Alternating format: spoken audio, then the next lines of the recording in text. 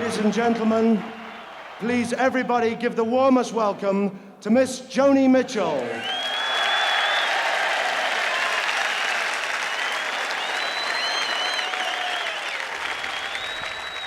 Blonde hair, a long silhouette, a guitar, and thousands of spectators waiting. A few notes resound and a youthful generation awakens. Oh, California, coming home. Will make me feel good rock and roll band. I'm your biggest fan, California, coming home. Her voice will personify this generation and mark a turning point in American culture. She won't stop singing for more than 50 years.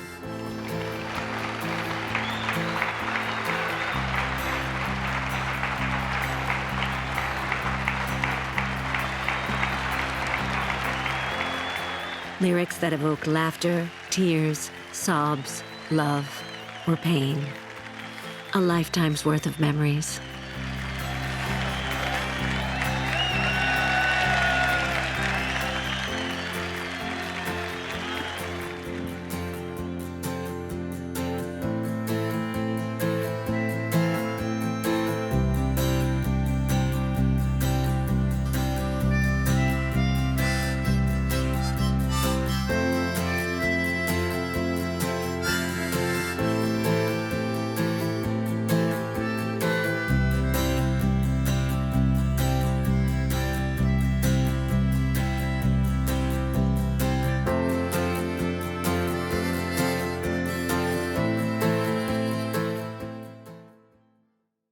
I think because men need to solve things and to come to conclusions. The sus chord, there's a law that Wayne Shorter told me, never stay on a sus chord too long, never go from a sus chord to a sus chord.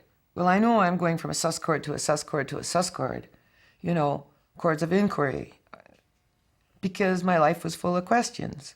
When are they going to drop the big one? Where's my daughter? You know, like there were so many unresolved things in me that those chords suited me, and you know, like I'd stay in unresolved emotionality for days and days.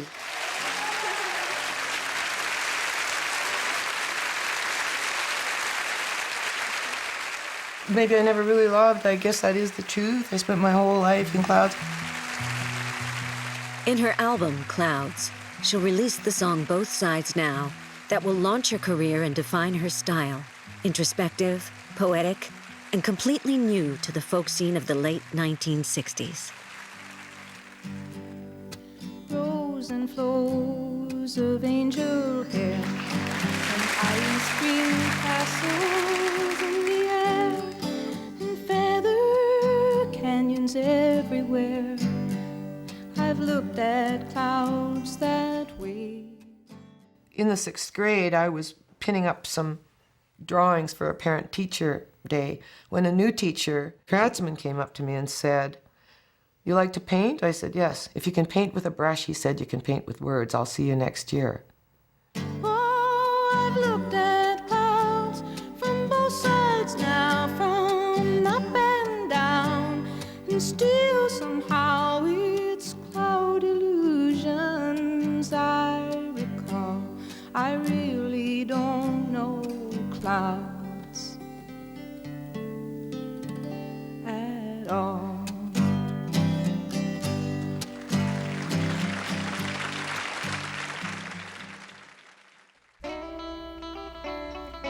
One morning in 1967, Joni Mitchell, her guitar under her arm, leaves her home in Canada to try her luck in the United States. She was done working jobs as a waitress and with the shanty towns of Saskatoon, where she played her ukulele, singing covers of Judy Collins songs. She leaves everything behind, modest parents and a husband, keeping only his name, Mitchell, and heads for Greenwich Village, where the greatest performers in the folk scene meet every night. There, she frequents the city's trendy clubs and meets her idols, Judy Collins and most notably, Bob Dylan.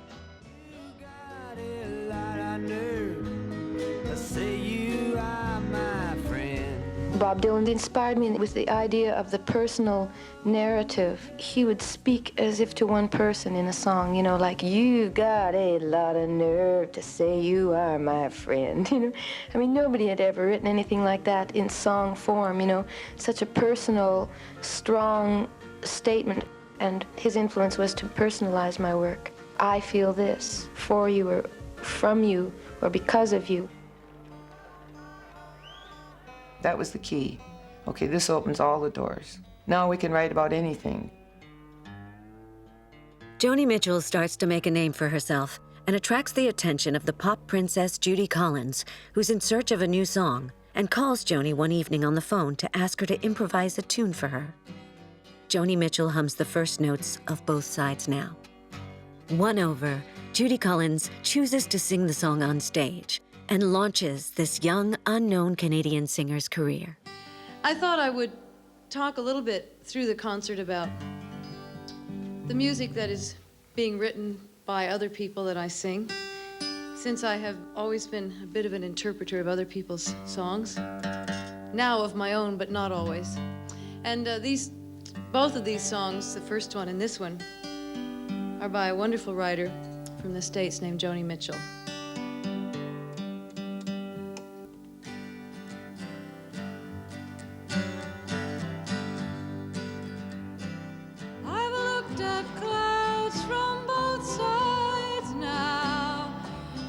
When Judy Collins sang, I looked at life from both sides now. It's clouds, illusions I recall. Clouds, illusions. We had never used words like that in songs, and so we discover a new songwriter named Joni Mitchell.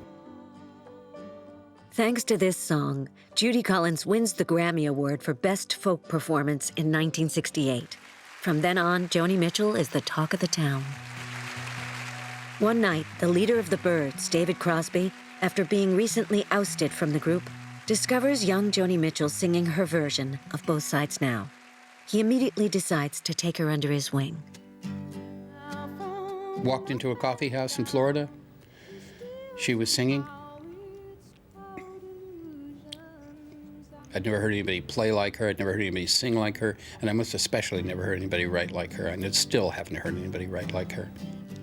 For about a year after that, we stayed together. It was good.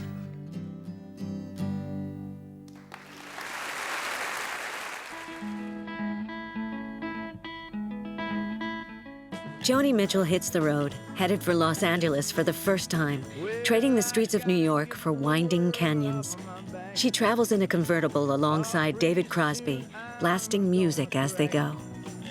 So I gotta get the world off my back somehow, Dave.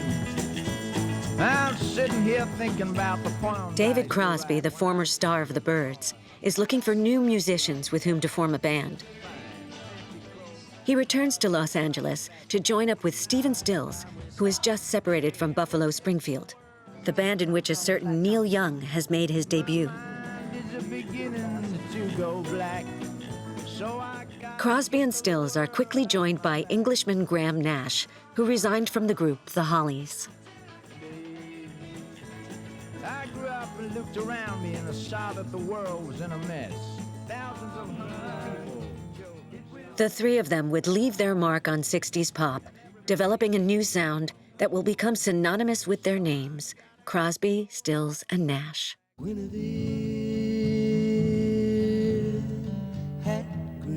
Stephen and I both had the same thought, which rarely happens.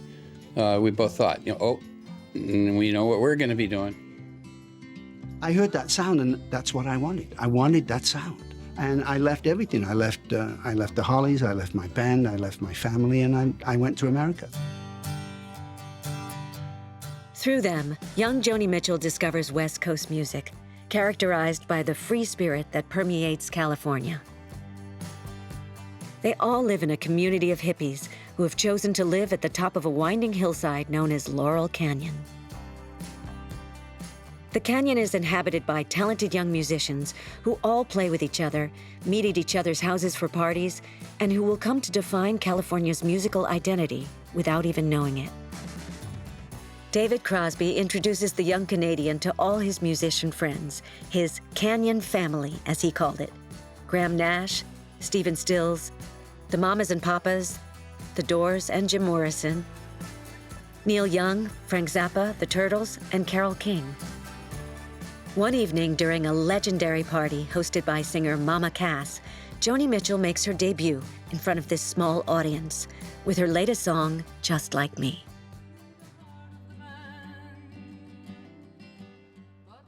I took her around to people that I knew already loved music, loved singer-songwriters. And I said, listen to this. And I'd roll them a joint, get them high, and sit down and ask Joni to play. And the word spread pretty much like wildfire. And so, the Joni Mitchell style is born before their very eyes. In the front row, Eric Clapton can't take his eyes off of her. He's never heard anything like this before. He listens as she covers one of his first songs, Song to a Seagull, on the guitar.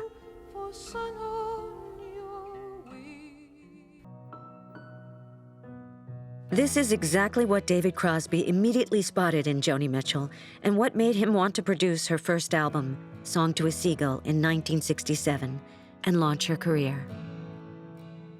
I did produce her first record, but I didn't do that great a job. The only thing I did right was to keep almost everything off of it. Keep it to just Joni and the song.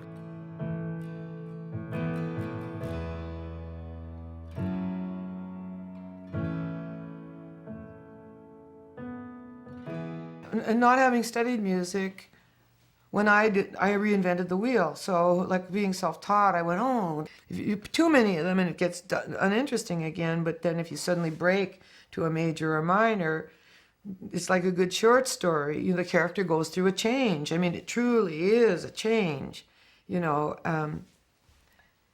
that's more like what I feel inside.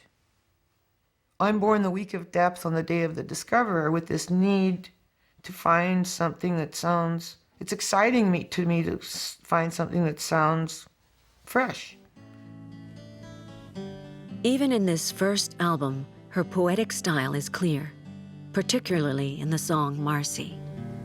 Marcy in a coat of flowers stops inside a candy store. David Crosby once told me that if I ever ran across Joni Mitchell in my travels, to introduce myself, because he thought that we would get on. And get on we did. She'll not only find musical inspiration in these hills, but also her first true love, Graham Nash. Together, they'll form the couple of the canyon. Joni paints her lover while he immortalizes their love in the song he writes for her, Our House, in which he sings these words to her, "And now everything is easy 'cause of you," depicting everyday scenes like a fire in the fireplace, flowers in a vase, and two cats in the yard as a symbol of their story. Staring at the fire for hours and hours while I listen to you play your love songs all night. It was an intense time, you know, it was an intense time of who's going to get to the piano first, who's going to fill up the space with their music first. I mean, we had two very creative writers living in the same space, and it was an interesting clash of, I want to get as close to you as possible, leave me alone to create. On some nights, if you listen to the rattles of your own head, it's more linguistically colorful or eccentric than other nights. Is the Blarney running or is it not? You know, like at any given time, it's not like one night you'll trip over your tongue, you know, and the words won't come with the same facility, and another night it's just with you. Why? Is it your biorhythms? Is it divine intervention? You know, they're saying, you know, we can't have it tonight. Watching her write was the most interesting process. It's almost like she channels. She was gone for hours. I mean, she was physically right there, but she wasn't there, she was gone. I'd say things to her and she wasn't even listening. She was gone. And it was a great thing to see.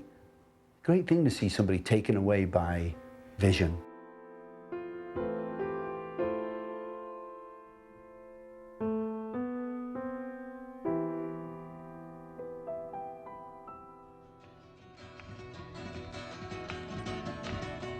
In 1969, Joni Mitchell, along with Crosby, Stills, and Nash, takes the stage at a series of festivals, such as the Big Sur Festival.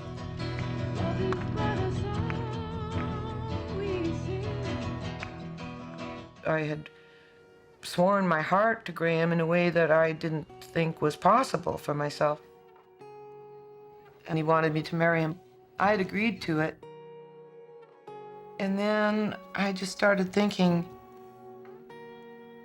my grandmother was a frustrated poet and musician. She kicked the kitchen door off of the hinges, on the farm. And I thought about my paternal grandmother who wept for the last time in her life at 14, behind some barn because she wanted a piano and said, "Dry your eyes, you silly girl, you'll never have a piano." And I thought, maybe I'm the one that got the gene that has to make it happen for these two women.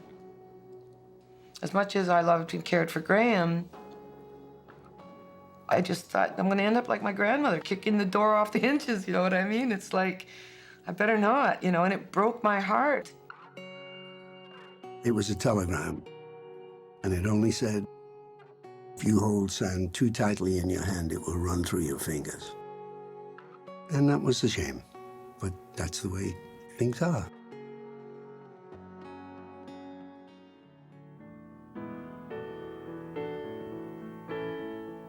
The singer feels she needs freedom.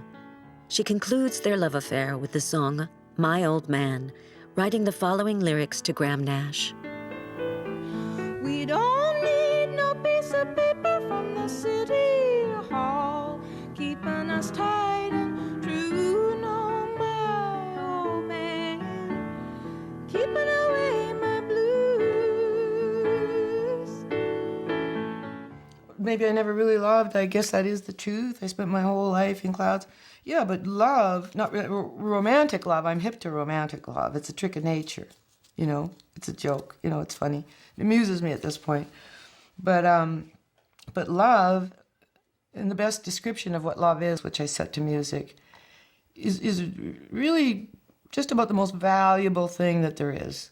And that is the most instructive piece of writing as to what it is and what it isn't that I've ever come upon. But that's not romantic love. But when I became a woman, I put away childish things and began to see through a glass darkly. But as a child, I saw it face to face. Now I only know it in part. Fractions in me of faith and hope and love. And of these great three, love's the greatest beauty. Love's the greatest beauty. That still rings true to me. You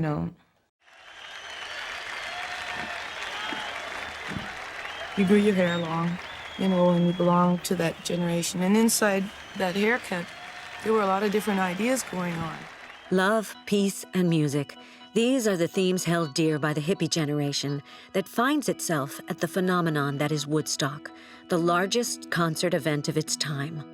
It's what Joni Mitchell sings about in her song, Woodstock, a tribute to this unprecedented event, which brought together more than 500,000 young people on farmland in the middle of nowhere in the Catskill Mountains in the state of New York in August 1969, during the Vietnam War. I'm going on down to Yasgur's farm, gonna join in a rock and roll band. I'm gonna camp out on the land, Lord, I'm gonna try and get my soul free.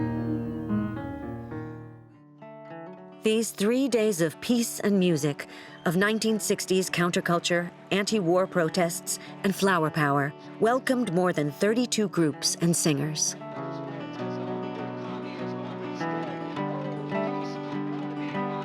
It's really amazing. It looks like some kind of biblical, epical, unbelievable scene. This thing was too big. It was too big for the world. Between the drugs that circulated, the torrential rainfall, and a startling lack of organization, the event could easily have been a disaster. Instead, It became one of the biggest events in the history of music and the highlight of the hippie movement. All the biggest names in music are there. Joan Baez, Janis Joplin, Carlos Santana, Jimi Hendrix, and also Crosby, Stills, and Nash, just joined by Neil Young. Crosby, Stills, Nash, and Young. The only artist who shines by her absence is Joni Mitchell. Her agent decided she shouldn't attend. Well, we also knew that we were going into the big leagues and that essentially the big leagues are a shark pool. And so we thought it would be good if we had our own shark. With help from David Crosby and her manager, Elliot Roberts, Joni Mitchell meets David Geffen, who becomes her agent and soon after, one of the most powerful men in the music industry. First of all, I had no contracts with my clients. They could all leave at any time. As it happens, none of them ever left. Neil Young, Crosby, Stills, and Nash, and Joni Mitchell all sign with Geffen. It was my job to stand like a dam against the river of shit that was coming down on these people, and I did that, and that was a difficult job. And I don't think they had a sense of how difficult it was, but I certainly did. And given how young we were, how inexperienced we were, I think we did a pretty great job. When David Geffen tells the young Canadian woman to attend the Dick Cavett show instead of going to Woodstock, there is no discussion to be had. We had arrived at LaGuardia Airport, and I picked up the New York Times, and it said 400,000 people sitting in mud. And I said to Joni, let's not go.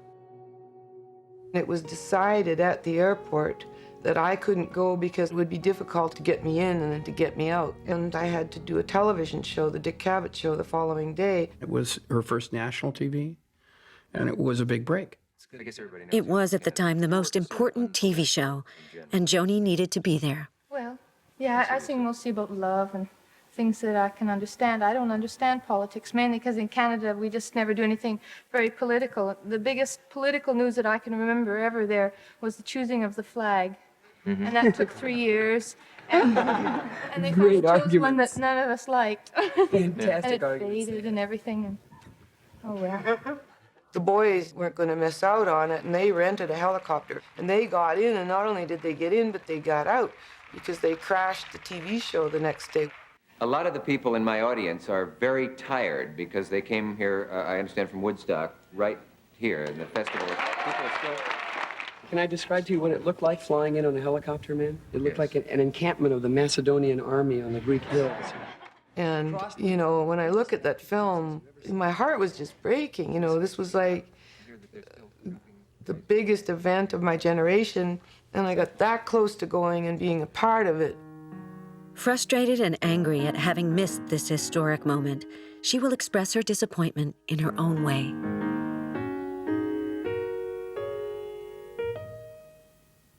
We were supposed to all play in Woodstock, and I had to do a TV show the next day, so I kind of got left behind because they were having problems getting people in and getting them back out again and everything.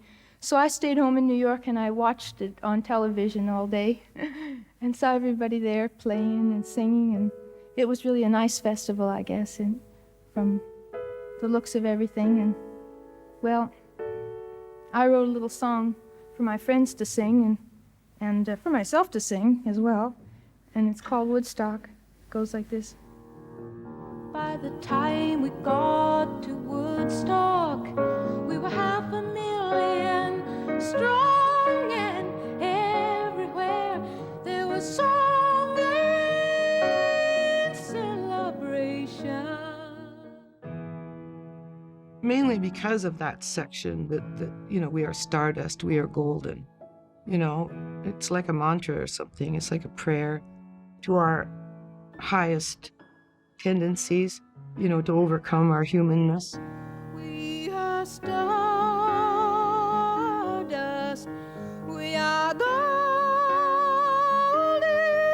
and we got to get ourselves back to the garden.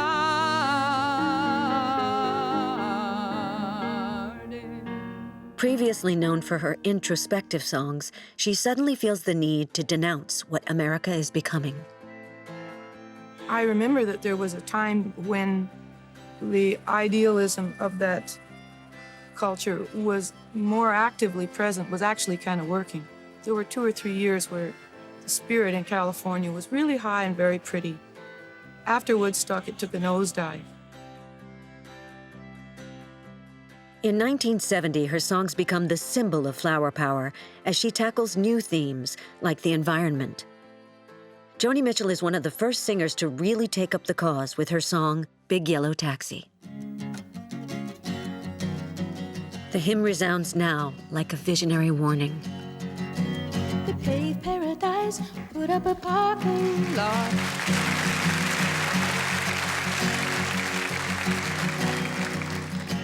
With a pink hotel, a boutique, and a swinging hotspot. A true ecological manifesto, far ahead of its time. Now they took all the trees, put them in a tree museum.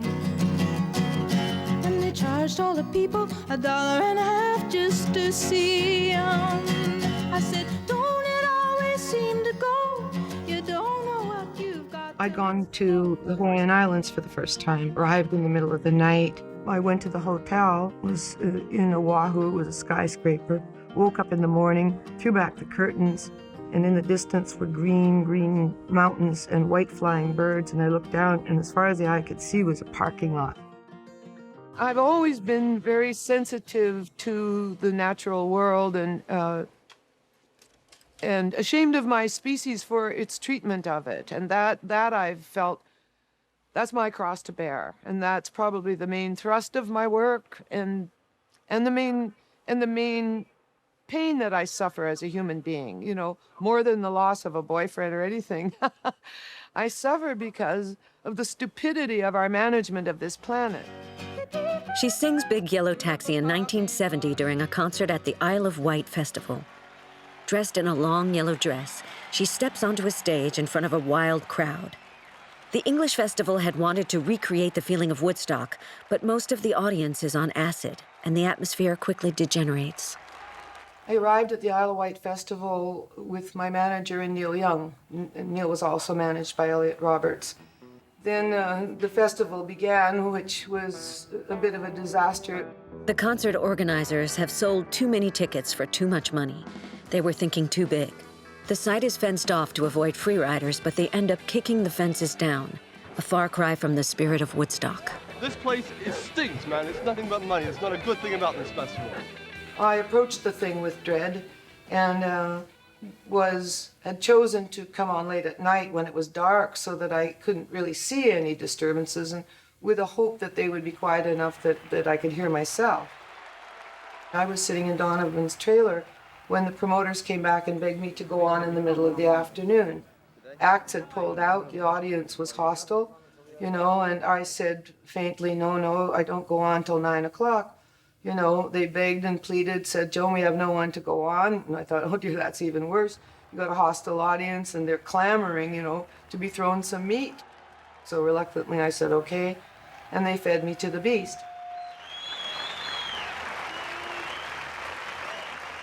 There was this cacophony of heads along the apron as I came out. And it made me a little nervous. You know, maybe I'm kind of weird, but you know, when I'm sitting up here and playing and I hear all those people growling out, it really puts me uptight and I forget the words and then I get nervous. It's really a drag. So, you know, I don't know what to say. Just give me a little help, will you, so that I can... I began to sing, and to my right and about 5 rows back, a guy flipped out on, I guess, what was acid, some kind of bad drug. Is he okay? Wait, what's...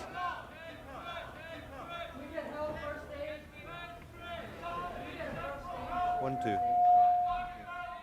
A doctor, please, a doctor. And people began to stand up all over in this crowd of, what was it, 600,000 people, something like that. Enormous, bigger than a football field, surrounded by a fence that had been a point of contention for days. I wanted to run off stage.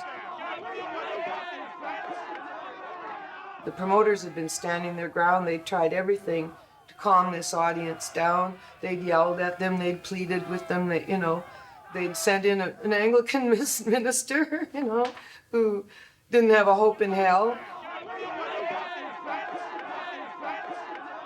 So I sat there really wanting to run and feeling that I couldn't, trying desperately to find something to latch on to say. It became very emotional, very hurt, very, very mixed emotion, complex emotion.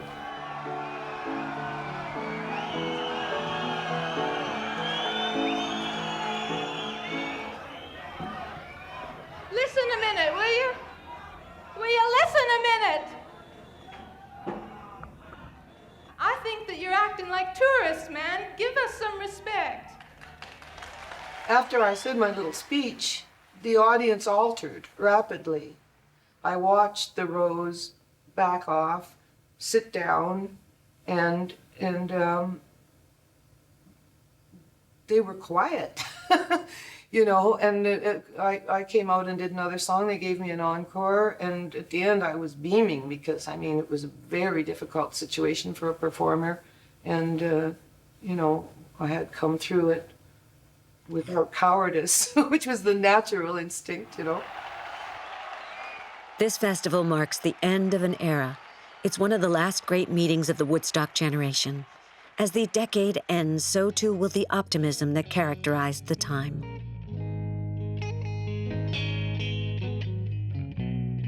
In 1969, while America is bogged down in Vietnam, millions of Americans stand opposed to the war, and their protests grow riotous in the face of police violence.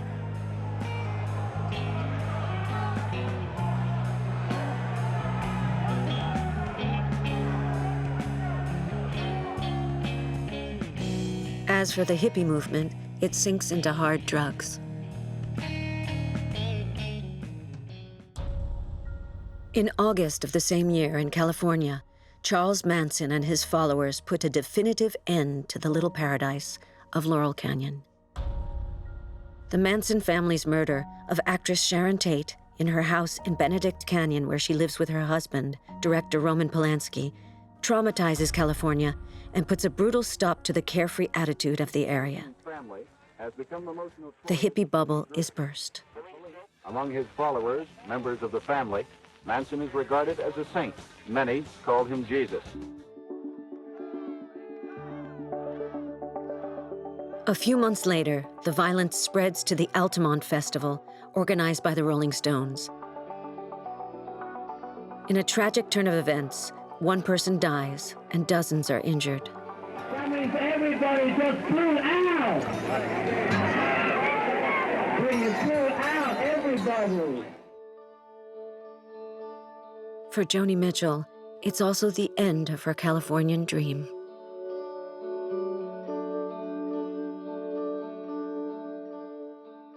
It was a very lonely time in America. It was strife-ridden. It was difficult. It was the end of America's naivety. We were the good guys up until then. We had a heroic reputation from the war, and suddenly there was trouble at home, beginning with the Kennedy assassination. The 60s were a very idealistic time for youth, very hopeful. We did believe that we could change the world. We found we couldn't change it very much at all. Well, blue is the blues, isn't it? You know. Marked by these events and gripped by doubt and disillusionment, Joni Mitchell cancels her concerts and goes into exile. She tours Europe, from Greece to Ibiza, passing through Paris. She's in search of inspiration, and she'll find it in her album, Blue. Blue is the blues. It's melancholy. It's her most personal and introspective album.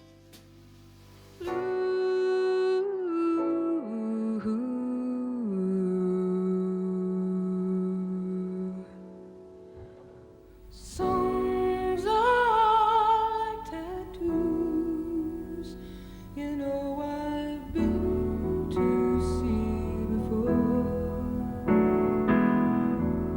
Crown and anchor me, or let me sail away.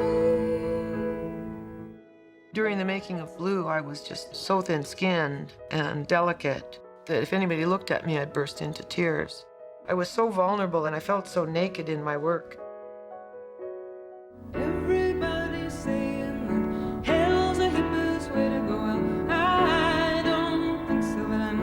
Take a look around at the blue. It's overwhelming. Blue is an overwhelming album. There is a song for you to ink on a pen. Underneath the skin. All of a sudden, there's this woman coming along who's writing about personal relationships on a very profound level. And it was deeply affecting. She changed the way I wrote because I realized that it was okay to talk about what was happening in your heart so that other people could go, I know exactly what you're saying. It happened to me the other day, you know, those kind of songs. Her European escape was not enough to calm her anguish. She can no longer stand show business or the music industry, both of which she criticizes in her song, River. Stays pretty green. I'm gonna make a lot of money, then I'm gonna quit this crazy scene. I wish I had a river I could skate away on. I isolated myself, and I made my attempt to get back to the garden. I moved up into the Canadian backbush to a small sanctuary where I could be alone, lived with kerosene, stayed away from electricity for about a year. I turned to nature. I was going down, and with that came a tremendous sense of knowing nothing. Western psychology might call it a nervous breakdown, but in certain cultures, they call it a shamanic conversion. But depression can be the sand that makes the pearl. Most of my best work came out of it. But her greatest pain lies in Little Green, which she'll soon share with the whole world. Choose her a name she will answer to. Call her green, and the winters cannot fade her. Call her green. And in art school, I lost my virginity and became pregnant at the same time. The main thing was to protect my parents from the scandal. You had to, what girls did, either you got married to cover it up, or you went into a home. Abortion was unheard of. So I entered onto the bad girls trail, you know, which was a trail of shame and scandal. And I had to kind of hide myself away. 2 weeks after I gave birth to my daughter, I again went looking for work because I had to put her into a foster home. And I was penniless at the time. It was very difficult for me. So I began to write. I think I started writing just to develop my own private world, and also because I was disturbed. So you sign all the papers in the family name. You're sad and you're sorry, but you're not ashamed. A little green, have a happy ending.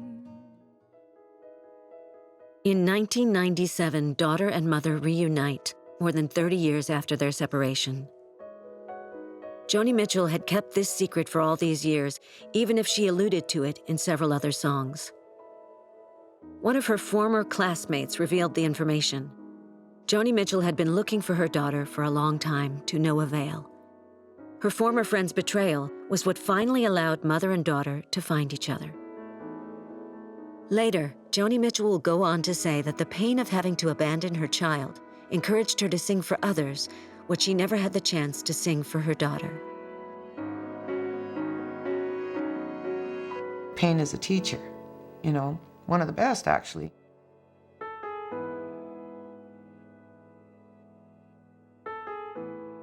You know, it produces visions and insights. And, you know, just the natural course of diseases that I've had to fight off, each one of them has germinated some other quality. As Nietzsche says, that which doesn't kill me makes me strong.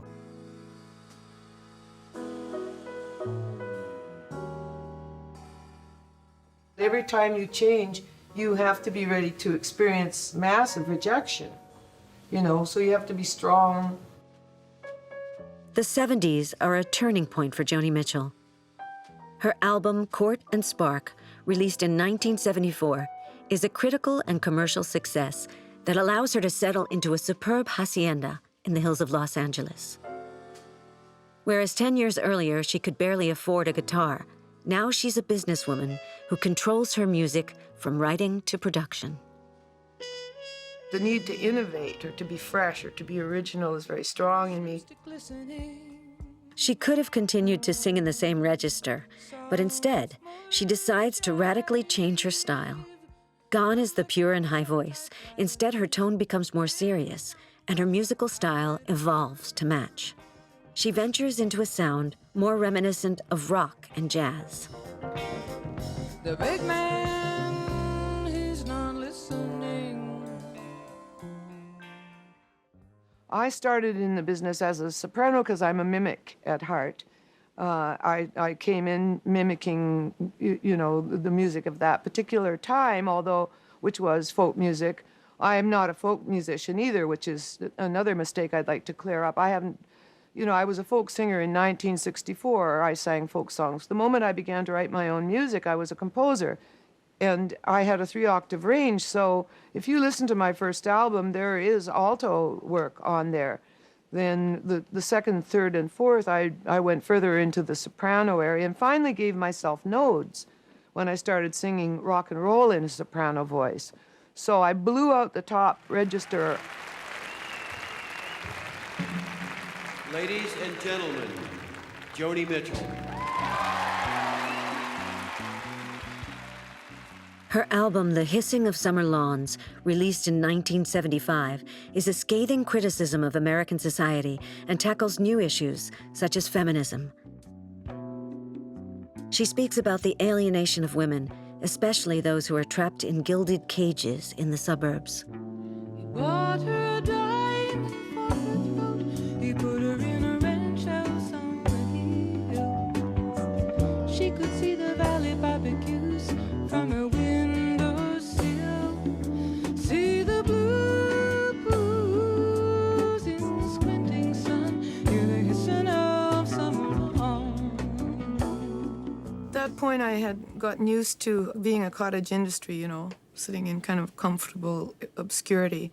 From the time that Hissing of Summer Lawns was released, and it was described that I had entered into jazz, which wasn't entirely true. The jazz community didn't see it as jazz. It didn't bear any resemblance to jazz forms. I was in a kind of a no man's land as far as programming went. It didn't slot. Pop music now has opened up to embrace some jazz coloration still in the pop context, but then it didn't. So by the time I got to Mingus, I was used to disappointments, Hissing was the worst. After that, you just said, oh. Despite this criticism, Joni Mitchell continues to experiment with new sounds and new collaborations. For her albums Hygieia and Mingus, she surrounds herself with eclectic jazz players such as Jaco Pastorius, Charles Mingus, Wayne Shorter, and Herbie Hancock. I'm down to roll at times. I'm stalking the slot that's hot. I keep hearing I had tried all along to add other musicians to my music. Nearly every bass player that I tried did the same thing. They would put up a dark picket fence through my music. And I thought, why does it have to go plotty, plotty, plotty? Finally, one guy said to me, Joni, you better play with jazz musicians. People say my music. And there were two brand new little musicians dancing there. I wanted to make a record that was unlike anything that I had ever heard. And one of the ways to go about that was I wanted every one of us to be playing off the other. The drums weren't really keeping strict time. They were playing expressively. And as a result, it's kind of a Jackson Pollock. It's very free. Everything is interwoven. You'll hear the drummer play off the bass, or he'll play off of the horn, or he'll play off of my voice. There's a lot of keen listening going on, even though everything is kind of flying around. It's very alert and spontaneous. She was very disappointed when people did not understand her change of musical direction. And I think it brought Joan a lot of pain that she wasn't seen as the creative, free-form artist that she really is. She was pigeonholed into being this blonde folk singer image that she has been trying to escape for years and years and years and years. What is music? Chords are colors that depict the current state of your emotionality. If you can paint with a brush, you can paint with words. The notes are like colors that replace the words. Over the years, Joni Mitchell has always continued to paint. As a teenager, she often sang to pay for her paints and dreamed of being a great artist. In fact, she painted most of her own album covers. Her art and her music are intrinsically linked.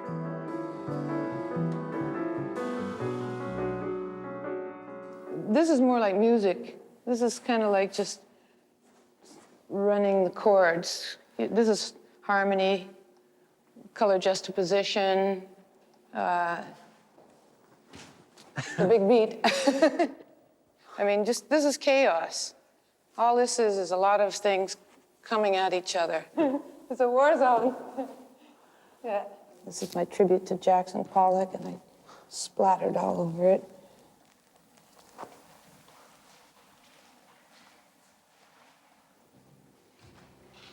So what do you think? Is it a mess or is it a masterpiece? It's hard to tell. Only the great art experts know for sure. This was to be the album cover, and it inherits the same name, Dog Eat Dog, that's what this is called. In 1985, in the middle of the Reagan era, she releases her album Dog Eat Dog, in which she continues to sing about her disillusionment with the American dream, criticizing the fundamentalist and evangelist right wing, as well as the materialism of Americans.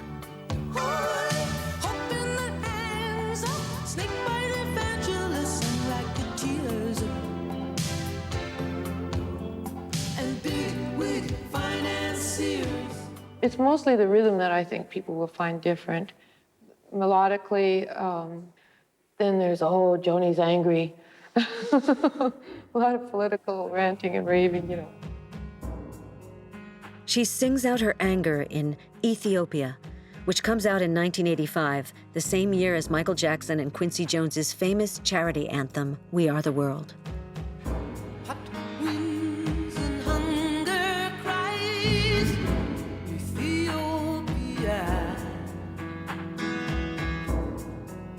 Flies in your baby's eyes, Ethiopia.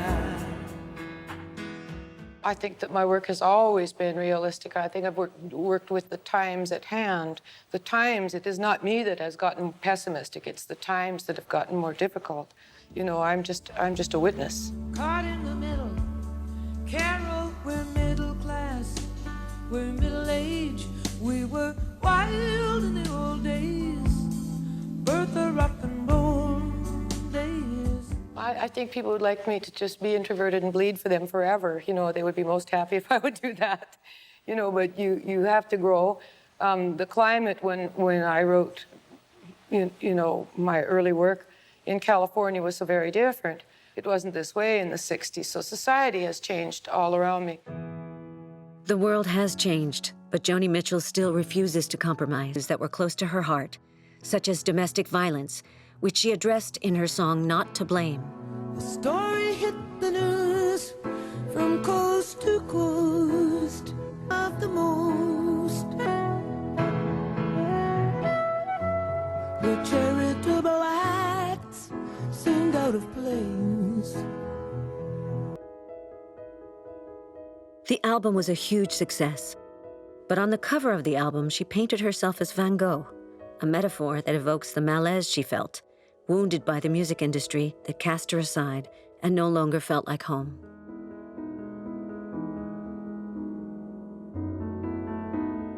Despite the success of this album, Joni Mitchell has moved away from music.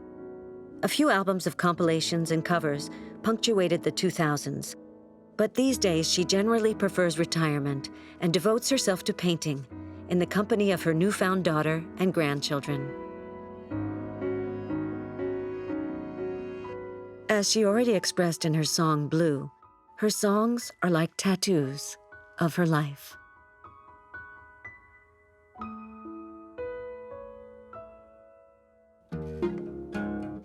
I can feel the easing of tension in myself, and I feel